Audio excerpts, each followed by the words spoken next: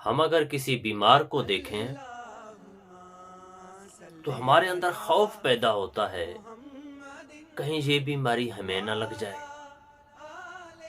تنگ دست کو دیکھیں پھر خوف پیدا ہوتا ہے کہیں یہ تنگ دستی ہمارے اوپر نہ آ جائے۔ کسی معذور کو دیکھیں تو پھر بھی اندر سے خوف اٹھتا ہے کہیں ہم بھی ایسے معذور نہ ہو جائیں۔ اسی طرح کسی غم زدہ کو دیکھیں تو پھر بھی اندر سے خوف اٹھتا ہے کہیں ہماری زندگی میں بھی ایسے غم نہ آ جائے۔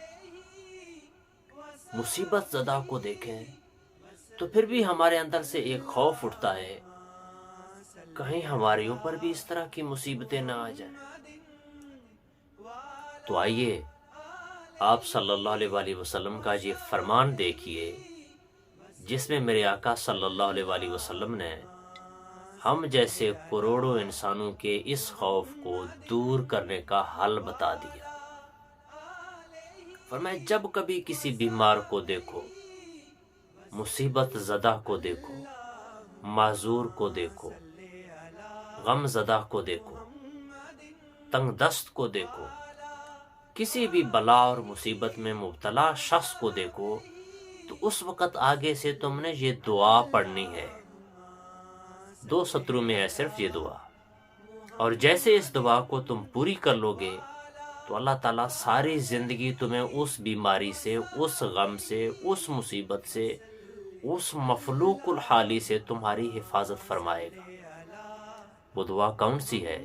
وہ دعا یہ ہے، میرے آقا علیہ السلام نے فرمایا کسی بھی بلا اور مصیبت میں مبتلا شخص کو دیکھو تو آگے سے یہ دعا پڑھا کرو، اللہ تعالیٰ اس بلا اور مصیبت سے تمہاری حفاظت فرمائے گا۔